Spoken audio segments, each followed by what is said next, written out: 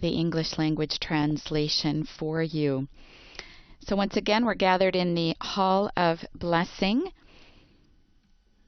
This was built it was completed under Paul V, a Borghese Pope, and it's the work of Carlo Maderno, who was the architect of the Fabbrica of St. Peter's for 26 years. This facade stands on its own foundations and was built between 1608 and 1614. It stands atop the lower portion, and many of you may be familiar with one part of this Hall of Blessing, because this is how the Holy Father accesses the balcony from which he does the Urbi et Orbi blessing. So it's also called the Loggia of Blessings with the central balcony. We saw our Holy Father entering in a wheelchair. However, he then got up and is walking the rest of the way. Gathered here are the prefects and secretaries and other undersecretaries and directors of various Vatican dicasteries of the Roman Curia. There will first be a greeting on behalf of everyone given by Giovanni Battista Re, Dean of the College of Cardinals. Most Holy Father, on behalf of all present, I express to Your Holiness heartfelt best wishes for Christmas, accompanied by a remembrance of you in prayer for your health and your intentions. I wish to express to you our shared sentiments of grateful appreciation for your tireless dedication and vigorous commitment to the Petrine service for the Church and the world in this 10th year of your pontificate. It's been a particularly difficult year because of the tragic wars going on in the world and the painful consequences, the horrors and inhuman suffering of so many peoples, who in many cases have been plunged into abject poverty and with their homes destroyed. So they're also without homes. Your Holiness has constantly repeated, Your Holiness, you have constantly repeated your condemnation of war, which is always a defeat for everyone and brings only death and destruction. Strong has been your warm appeal to be open to dialogue and a serious commitment to peace. Several times, almost in every speech, you have asked everyone to pray for peace. In the face of today's enormous problems and tragic, sorrowful situations, Your Holiness, you have done your utmost to make concrete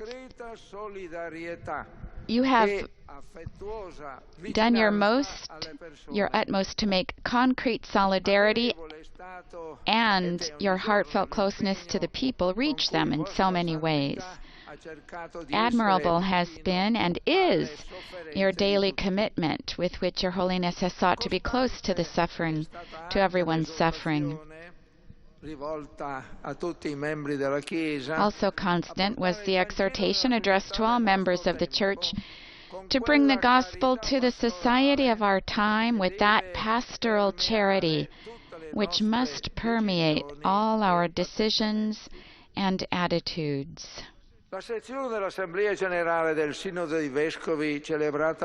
session of the General Assembly of the Synod of Bishops, celebrated this past October, and which will have its concluding follow-up next year, represented a broad involvement of dioceses and various categories of people, inviting everyone to walk together with the gaze of Jesus.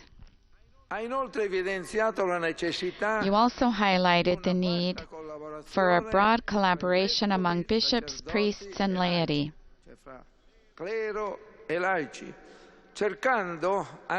also seeking new ways or trying to find new ways, but in the continuity of complete fidelity to the doctrine transmitted to us by the apostles.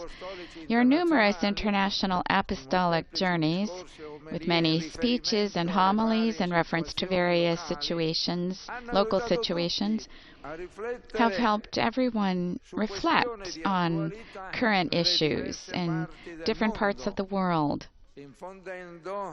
instilling encouragement and confidence in the future. Your trip for the World Youth Day in Lisbon had a particular echo in the world. We thank Your Holiness for the gift of the Apostolic Exhortation Laudate Deum, published on October the 4th, the feast of St. Francis, which once again highlighted the urgency of taking to heart our common home, which God the Creator has entrusted to us, and exhorting everyone to behave or to conform our actions on dialogue and close cooperation of all to overcome today's environmental and social challenges. Although your planned trip to Dubai did not take place,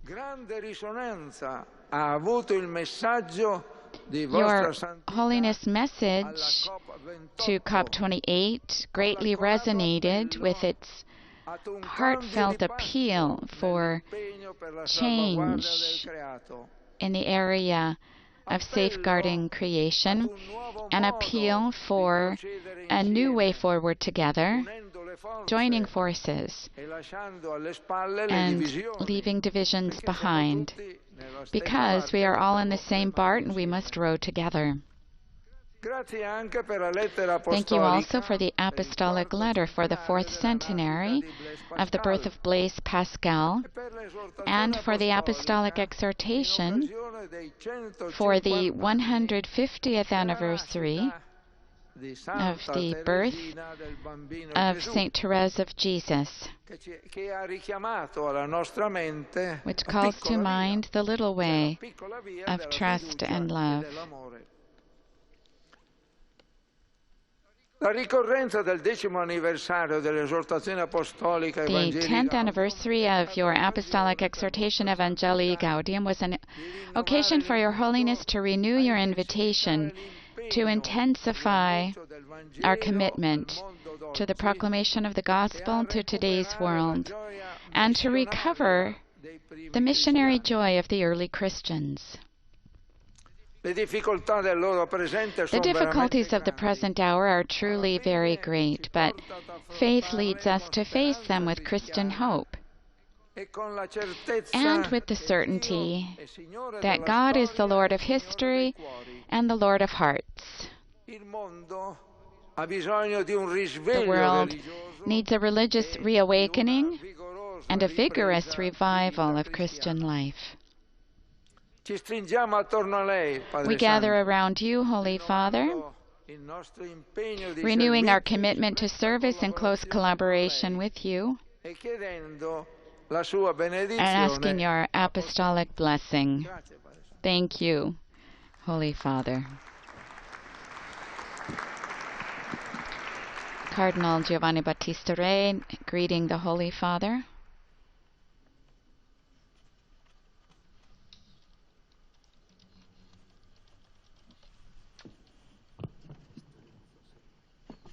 And we now await the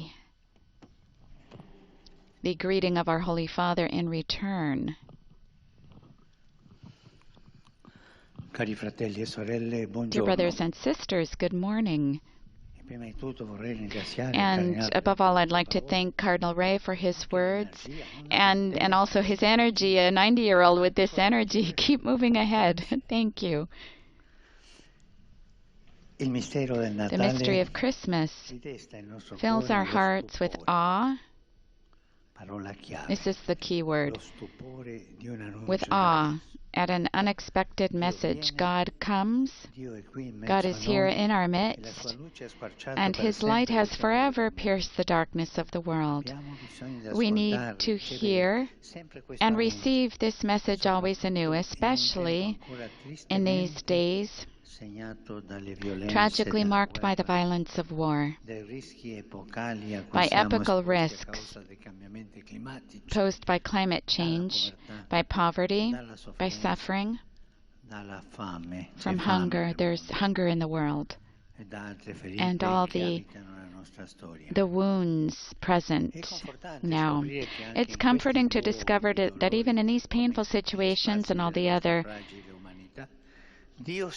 places, God makes Himself present in this crib, the manger, where He chooses today to be born and to bring the Father's love to everyone. And He does this in God's own style, with closeness, compassion, and tenderness. This is God's style. Closeness, compassion, tenderness. Dear friends, we need to listen to the message of the God who comes. We need to discern the signs of His presence and to decide through His word to follow in His footsteps. Listen, discern, journey, or walk. These three verbs for our faith journey and the service we offer here in the Curia. I'd like to share these words with you by considering some main figures of the Christmas story. Listen, discern, and walk or journey. First, there is Mary, who reminds us to listen. The young woman of Nazareth, who holds in her arms the one who came to embrace the whole world, is the virgin who listened because she listened to the message of the angel and opened her heart to God's plan. She reminds us that the first commandment is, "Hear, O Israel," Deuteronomy 6:4, because more important than any precept is our need to enter into a relationship with God, accepting the gift of His love who comes to us. Listening in the Bible refers to hearing not only with the words, but also the involvement of the heart and therefore one's own life. Saint Benedict begins his rule with the words, "Listen attentively, O Son." Listening with the heart entails much more than simply exchanging information. It involves an interior openness, one that can perceive the desires and needs of others, a relationship that urges us to go beyond patterns and prejudices that at times lead us to pigeonhole those around us. Listening is always the beginning of a journey. The Lord asks His people to listen with the heart, to enter into a relationship with Him who is the living God. And this is how Mary listened, to receive the message of the angel with complete openness, and so she doesn't conceal her turmoil. Rather, she opens her heart to the God who chose her, and she accepts His plan. There's dialogue and obedience. Mary understands she has received a priceless gift, and on her knees, that is, with humility and awe, she listened. To listen on one's knees. There's no better way to listen, because that means that we don't put ourselves before another person like we already know everything and understand.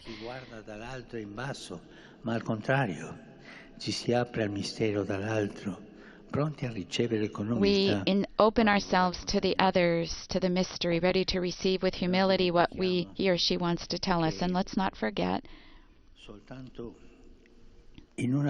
that there's only one time when it's okay to look at someone from up above, only to raise the person up. It's the only time that it's okay to look at someone from on high.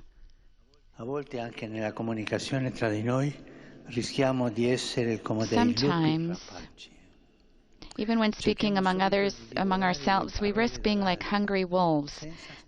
We can devour the other person's words, not listening to them, and judging them, using our own judgments and ideas.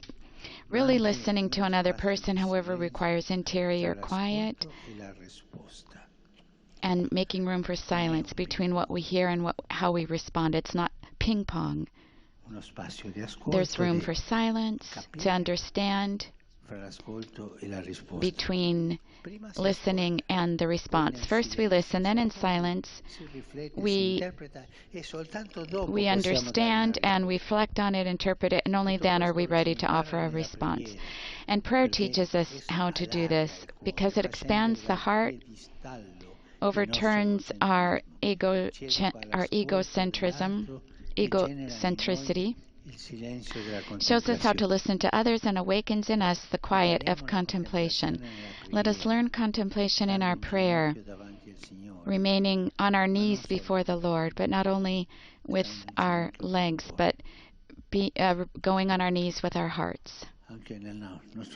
Even in our work in the Curia, we need to implore God's grace daily so that He might open our cold hearts and shake up our lukewarm and superficial existence. We need to recover a contemplative spirit that can help us to realize daily that we have been entrusted with a treasure which makes us more human and helps us to lead a new life. There's nothing better that we can give others. Brothers and sisters in the Curia too, we need to learn the art of listening. It's even more important than our daily tasks and responsibilities, or even the positions we hold. We need to appreciate the value of relationships, to stop having formalities. They need to be marked by an evangelical spirit. Above all, being able to listen to one another with the heart and on our knees. Increasingly listening to each other free of prejudices, openly and sincerely with our heart and on our knees. Trying to listen to one another, trying hard to understand what our brother or sister is saying, to grasp his or her needs, and in some way, his or her own life, which lies behind the words, without judging. As St. Ignatius wisely advises, let it be supposed that every good Christian is to be more ready to save his neighbor's proposition than to condemn it. If he cannot defend it, let him inquire how he means it. And if he means it badly, let him correct it with charity. If that's not enough, let him seek all the suitable means to bring him to mean it well and save himself. It takes a lot of work to understand another well. Let me repeat, listening is different from simply hearing. Walking the streets of our cities, we can hear many voices and a lot of noise, and yet we generally do not listen to them, internalize them, or let them stay within us. It's one thing just to hear, it's another thing to listen, which also means to welcome within. Listening to one another, or mutual listening, helps us to adopt discernment as a method for our activity. Here, John the Baptist is a reference. First, Our Lady who listens, and now John the Baptist who discerns.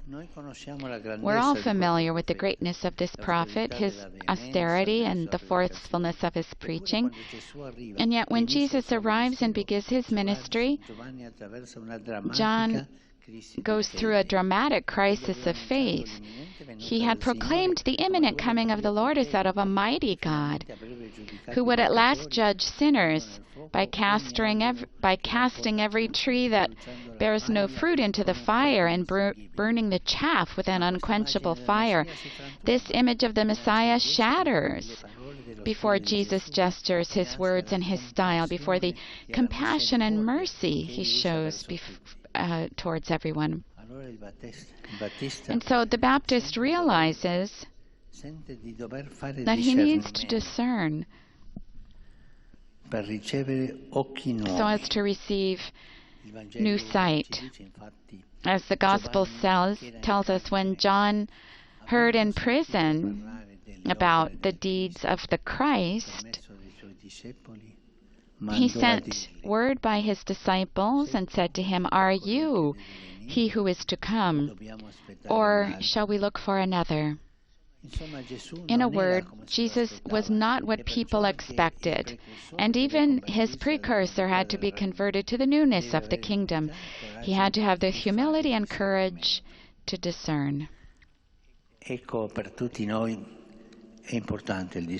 This is why discernment is important for all of us. As an art of the spiritual life, it can strip us of the illusion of omniscience, from the danger of thinking that it's enough to apply rules, from the temptation to carry on, even in the life of the Curia, by simply repeating the patterns that have been done before, and in this way failing to realize that the mystery of God is always beyond us, and that the lives of people in the world around us will always remain superior to ideas and theories.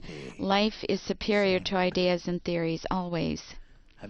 We need then to practice spiritual discernment, to seek God's will, to be sensitive to the deeper stirrings of our hearts, and then to assess our possibilities and the decisions we need to make.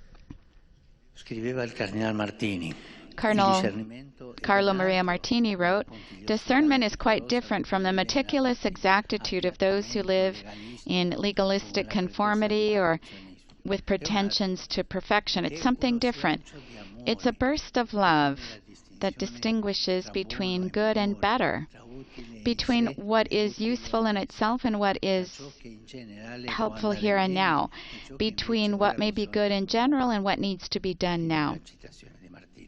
I close the citation from Martini. And he went on to say, "Failure to strive to discern what is best often makes pastoral life monotonous and repetitive. Religious actions are multiplied, traditional gestures are repeated without clearly seeing their meaning." Another citation from him, repetition. Discernment should help us, even in the work of the Curia, to be docile to the Holy Spirit, to choose orientations and make decisions based not on worldly criteria or simply by applying rules, but according to the gospel. Listen as Mary, to discern like John the Baptist. And now the third word, journey, or to walk. And it's the Magi who remind us of this. And so we think naturally of the Magi. They remind us of the importance of walking, of journeying. The joy of the gospel, once we truly embrace it, leads to discipleship. A true exodus out of ourselves, setting us toward an encounter with the Lord and toward the fullness of life. An exodus out of ourselves. This is a behavior of the spiritual life we always need to examine ourselves on. The Christian life, let us remember, is not meant to confirm our sense of security, letting us settle into comfortable religious certitudes, offering quick responses to life's complex problems. On the contrary, whenever God calls, He It always results in a journey, as he did with Abraham, with Moses, with all the disciples of the Lord. He sends us on a journey, draws us out of our comfort zones. He challenges us, he sets us free, he changes us, he enlightens the eyes of our hearts to make us understand the great hope to which he has called us. In the words of Michel de Certeau, mystics are those who cannot halt on the journey. Desire creates an excess. It exceeds, it surpasses it, it presses on. It makes us move forward to another place. In our service here in the Curia, too, it's important to keep moving forward, not to stop searching and growing in our understanding of the truth, overcoming the temptation to stand still, and to never leave the labyrinth of our fears, the confines of our fears. Fear, rigidity, and monotony make for immobility that has the apparent advantage of not creating problems. Just stay put, don't move, but which leads us to wander aimlessly within our labyrinths, to the detriment of the service we are called to offer the Church and the whole world. Let us remain vigilant against rigid ideological positions. Let's be careful fixating on ideology or obsession with ideology that often under the guise of good intentions separates us from reality and prevents us from moving forward. Instead, we're called to set out and journey like the Magi, following the light that always wants to lead us on, at times along unexplored paths and new roads. Let us not forget that the journey of the Magi, like every journey the Bible tells us about, always begins from above, with a call of the Lord, with a sign from heaven, because God himself guides us to illumine the path of us, his children. So whenever the service we offer risks becoming dull, enclosed in the labyrinth of rigidity or mediocrity, whenever we find ourselves tangled in the web of bureaucracy or content just to get by, let's always remember to look up, to start afresh from God, to be enlightened by his word, always to find the courage to start out again.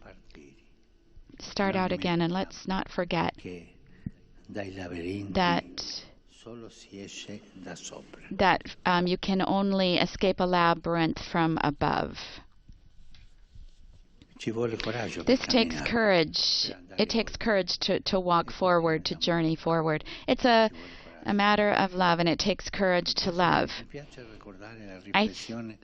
I'd like to bring into this reflection something I once heard from a priest, which can also help us in our work in the Curia. He said, it's not easy to rekindle the embers under the ashes of the Church. The difficulty today is to kindle passion in those who have long since lost it.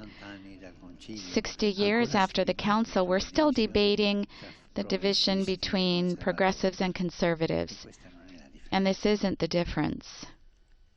The real difference, or the central difference, is between lovers and those who've lost passion.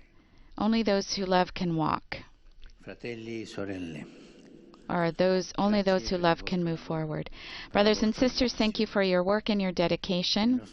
In that work, may we cultivate the hearing, listening with the heart, and serve the Lord by learning to accept and listen to one another. Let us practice discernment in order to be a church striving to interpret the signs of history in the light of the gospel. One that seeks solutions that communicate the Father's love. And let's always keep journeying forward with humility and awe, so we don't fall into the presumption of thinking we've arrived. lest the desire for God fade from our hearts. Thank you to all of you for the work you do silently. Let's not forget listening, discerning, journeying, walking forward.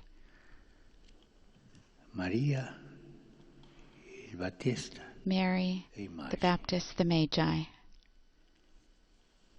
May the Lord Jesus, the Word incarnate, grant us the grace of joy and humble and generous service.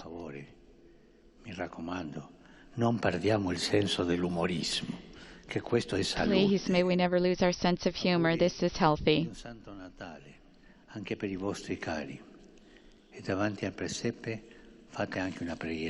Greetings to all of you and all of your dear ones, and I ask you please to say a prayer for me before the manger. Our Holy Father concludes his address to the Curia in their exchange of greetings in 2023. Our Holy Father will now greet all of those here present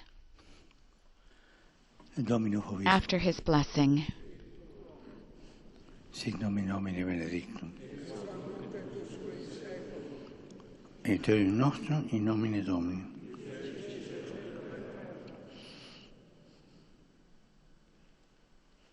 Benedicat vos omnipotens Deus, Pater, Filius, Spiritus Sanctus.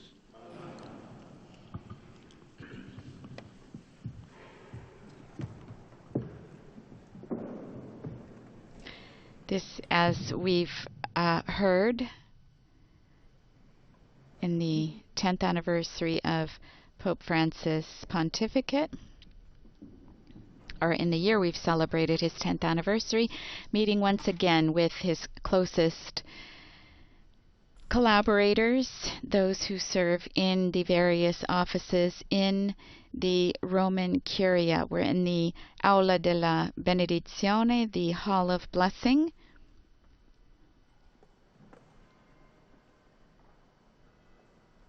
Our Holy Father has gotten to his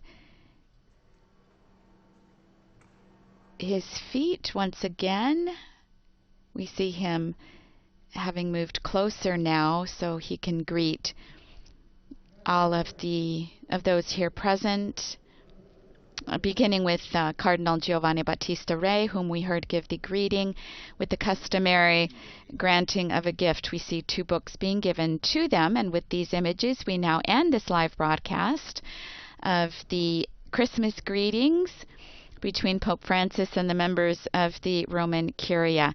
I invite you to visit the Vatican News web portal, Facebook, Instagram, Twitter, and YouTube accounts. You'll find coverage of today's news as well as other Vatican and world news. On behalf of Vatican Media, I'd like to thank our in-studio audio coordinator, Alessandro De Carolis, our technician, Patrizio Ciprari, our media partners, EWTN, Catholic TV, Catholic Faith Network, Salt and Light Media, Uganda Catholic Television at Madarshan TV, and Luminous Radio, and all who have made this broadcast possible. Thank you to all of you for joining us in this time that remains before Christmas. I wish you all of the blessings of the joy that this Christmas brings to us. Laudetur Jesus Christus. Praised be Jesus Christ.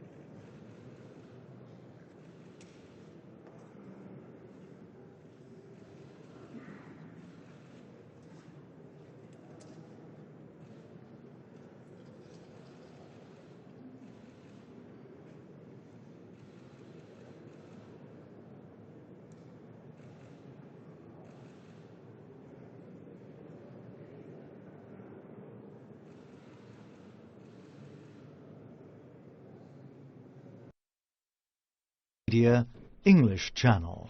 Vatican Media English Channel. Vatican Media